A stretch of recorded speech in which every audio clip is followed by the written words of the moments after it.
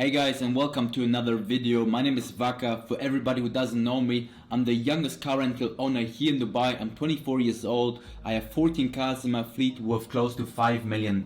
In this video, we're gonna discuss why most car rental companies fail in their first year. And we're gonna discuss these points and how you can avoid this also. So let's start off. The first point and the biggest point is miscalculation, that people don't know how to count what expenses will come towards having such a business and so on. Whenever starting out, I've done a video beforehand on how to start your car rental company. I always advise to do a business plan and plan out and see, okay, these are the kind of costs I will have, and how much do I need to spend on it. I understand that you might be starting your car rental company or just started it, and if you might be starting, you have no idea what kind of costs will come towards you.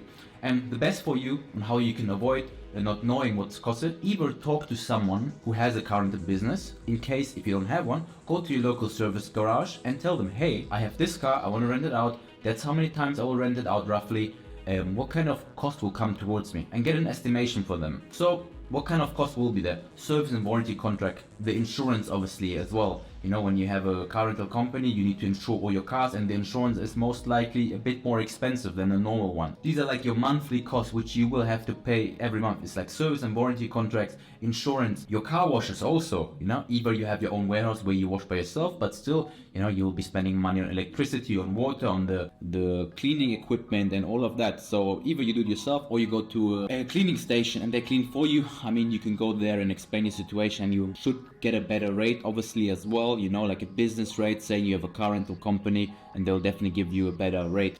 Your battery, that's a lot of people forget that a battery on maybe an SUV can be quite costly, $300, and you will need to change it at least in 3 years time, 1 to 2 times depending, but normally once will be enough. Change of tires also, depending on how your clients drive. Are they driving recklessly? Are they harsh braking? Are they doing donuts? Are they doing burnouts? Are they doing drag races? Something you obviously should forbid to your customers, and you should always have an eye on the tires. Whenever returning a car, you see, okay, the tires look pretty worn out. Why is that the case? Point it out, and you should obviously charge your customer for it. But at least in 3 years time, you will need to change your tires at least twice to 3 times, and that can get quite costly on expensive cars like Lamborghinis, because you have to get Pirellis. Can be like $1,000 to $1,500 for a whole set. So be ready for that as well. And these are the kind of costs we have for the car. They're much more cost, I'm just pointing out a few, but what a big point is also is when you're not able to rent your car out. And what might be the reason? Reason number 1 is pretty obvious: you have no customers. Reason number 2, it's low season basically, and you just rent it out less. You still have customers but less. And third reason is missing parts, which is a very, very big problem. Whenever a car might break down or might get into an accident, which sadly happens in this business, your customer crashed it, try to find on the spot a rear spoiler or a front spoiler or a radiator for an Hurricane Evo Spider, for example. Or if you go in a luxury segment, on the budget car segment, it's definitely easier to find these parts and spare, but it still might take you 2-3 days till it arrives. Maybe your service garage doesn't have it in stock, needs 2 days. But on these Lamborghinis and Ferraris, this can take 2 weeks. They will have to produce it back in Italy. It happened to me before. One guy crashed my Hurricane Evo Spider, radiator was broken, 3 weeks, no car. I was left with no car. What are you gonna do? Charge the customer?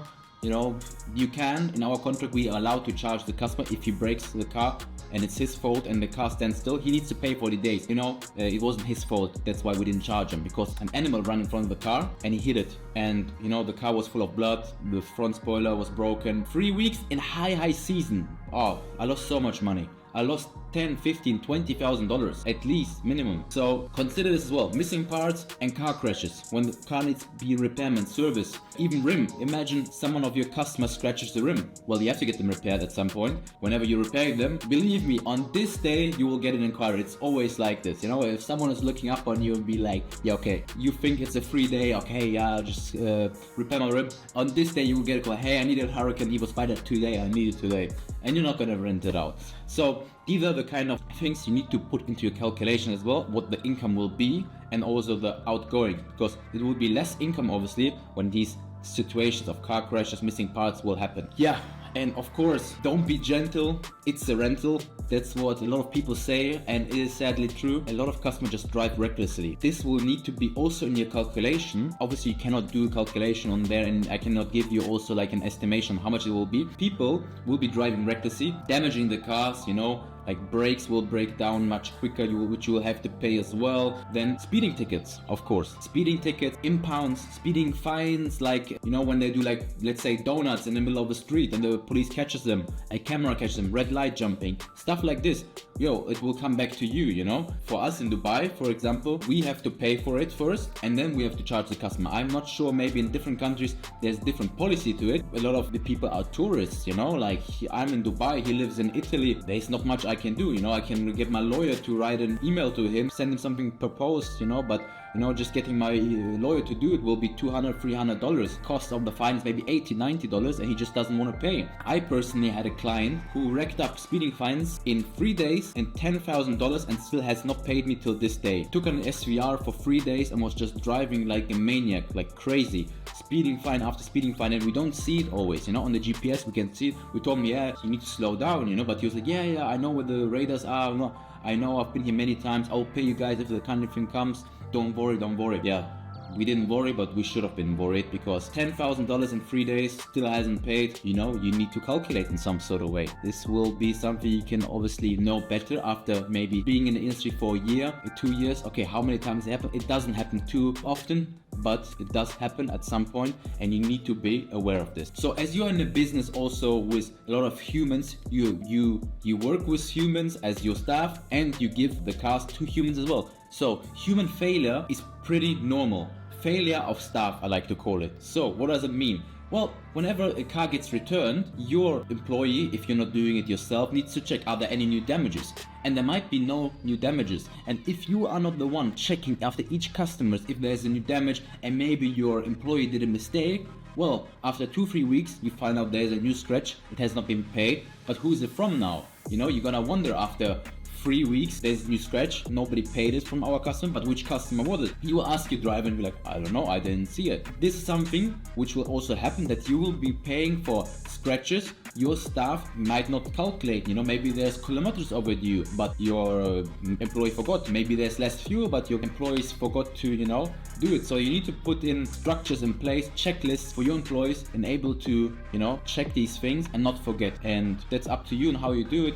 We have like an app. I have an own built software where they have to go through the steps and click and input each picture of each wheel. They have to input all data and stuff like this, so it's very hard for them to forget, because I try to always minimize the mistakes of my employees by automating things like this software, where they have to go step by step, otherwise they cannot proceed and finish their check-in. So that's some of these things I do, plus I do like regular checks on my employees anyways, with like fake bookings, like other stuff. Maybe I will do a separate video on how I check and control the quality of my staff. And the last one will be, of course, missing exposure, no new clients and wrong clients. So every business needs clients, especially in the car rental industry. You need new clients, you need to find the right clients, because giving out to like people who recklessly drive your cars and break them down will make your business go to minus, and you will end up like most of the car rental companies not surviving. So you need to make sure you find the right clients. Let me make maybe a stupid example in this case. Let's say you will give now your car to two persons, two influencers. Number one being, let's say, a famous rapper who does a gangster rap. His fans will be more likely people who drive recklessly,